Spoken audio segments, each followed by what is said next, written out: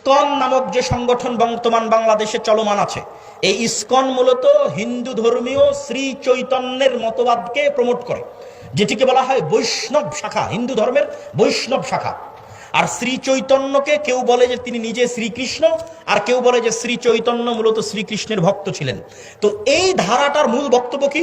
এই ধারাটার শ্রী চৈতন্যের মূল বক্তব্য হচ্ছে হিন্দুদের মধ্যে যে জাতপাতের ভেদাভেদ আছে, হিন্দুদের মধ্যে জাতপাতের ভেদাভেদ আছে, ব্রাহ্মণ, ক্ষত্রিয়, শূদ্র, এরকম 4টে ভাগে তারা বিভক্ত। তার মধ্যে সবচেয়ে সম্মানিত অংশটা হচ্ছে ব্রাহ্মণ, যারা তাদের দাবি অনুযায়ী তাদের ভগবানের মাথা থেকে সৃষ্টি হয়েছে, নাউজুবিল্লাহ।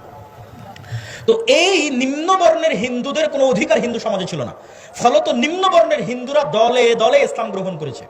কেননা ইসলামে সবাই সমান, ইসলামে কোনো জাত নাই, পাত নাই, কালার নাই, রং নাই, বর্ণ নাই, ভাষা নাই, কিছু নাই। তো ইসলামের সবাই সমান, এখানে কোনো জাতপাত নাই, রং বর্ণ কিছু নাই। তো এই জন্য নিম্নবর্ণের হিন্দুরা দলে দলে ইসলাম গ্রহণ করেছে। নিম্নবর্ণের হিন্দুদেরকে ইসলাম থেকে ঠেকাতে, নিম্নবর্ণের হিন্দুদেরকে পাওয়ারফুল করার জন্য, হিন্দু সমাজে তাদের একটা জায়গা তৈরি করার জন্য শ্রী চৈতন্যের মতবাদের আবির্ভাব হয়, যেটিকে হিন্দু ধর্মের বৈষ্ণব শাখা বলে। এটিকে নিয়ে কাজ করে ইসকন। এই জন্য ইসকনের বড় বড় মন্দিরগুলো নিম্ন বর্ণের হিন্দুরা যেখানে বেশি থাকে ওখানে আছে। ঢাকার স্বামীবাগ পুরোটা মেথরপট্টি, ওই মেথরপট্টির মধ্যে স্বামীবাগের সবচেয়ে বড় ইসকন মন্দির সেখানে নির্মিত। বাংলাদেশের রাষ্ট্রপক্ষের আইনজীবী সাইফুল ইসলাম আলিফ ভাইকে মেথরপট্টিতে হত্যা করা হয়েছে, কারণ মেথরপট্টিতে ইসকন সবচেয়ে শক্তিশালী। নিম্ন বর্ণের হিন্দুদের নিয়ে ইসকন কাজ করে। আর ইসকনের কাজ কি? ইসকনের মূল টার্গেট কি? ইহুদিরা ইসরায়েল কিভাবে প্রতিষ্ঠা করেছে? ইহুদিরা ইসরায়েল প্রতিষ্ঠা করেছে কাঁদতে কাঁদতে, মায়া কান্না দিয়ে। আপনার মনে হয় যে আমেরিকা মুসলমানের শত্রু, তাই ইসরায়েলকে টাকা পয়সা, ধন সম্পদ, অর্থ, অস্ত্র দেয়? না, মুসলমানের শত্রুতার কারণে যতটা না দেয় তার চেয়ে বেশি দেয় এই মনে করে যে এরা হচ্ছে অসহায়, এদের থাকার জায়গা নাই, এদের দেখার কেউ নাই। আর এই অসহায়ত্বটা তৈরি করেছে ইহুদিরা।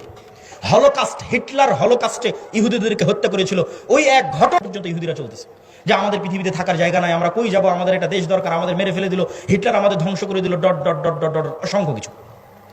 ঠিক ওই থিওরিটা ইসকন কপি করেছে, যে বাংলাদেশে দেখাতে হবে যেন হিন্দুরা ধ্বংস হয়ে গেল। বাংলাদেশে হিন্দুদেরকে ওপেন গণহত্যা চলতেছে, নাউজুবিল্লাহ, ডাহা মিথ্যা কথা। কিন্তু এটা তারা দেখাতে সক্ষম হচ্ছে ভারতের মিডিয়া ওপেন করলে। এমনকি আমেরিকার প্রেসিডেন্ট ডোনাল্ড ট্রাম্প পর্যন্ত মনে করতেছে যে এখানে হিন্দুদের কোনো অবস্থা নাই, কোনো থাকার জায়গা নাই, দেখার কেউ নাই। এটি হচ্ছে ইহুদিদের থেকে কপি। তো ইহুদিরা হিটলারের হত্যাকে বিক্রি করে ইসরায়েল তৈরি করে নিয়েছে ফিলিস্তিনের মধ্যে। ইসকনের টার্গেট কি? ইসকন চায় বাংলাদেশের হিন্দুদেরকে নির্যাতিত দেখিয়ে এই বাংলাদেশকে অখণ্ড ভারতের অন্তর্ভুক্ত করতে,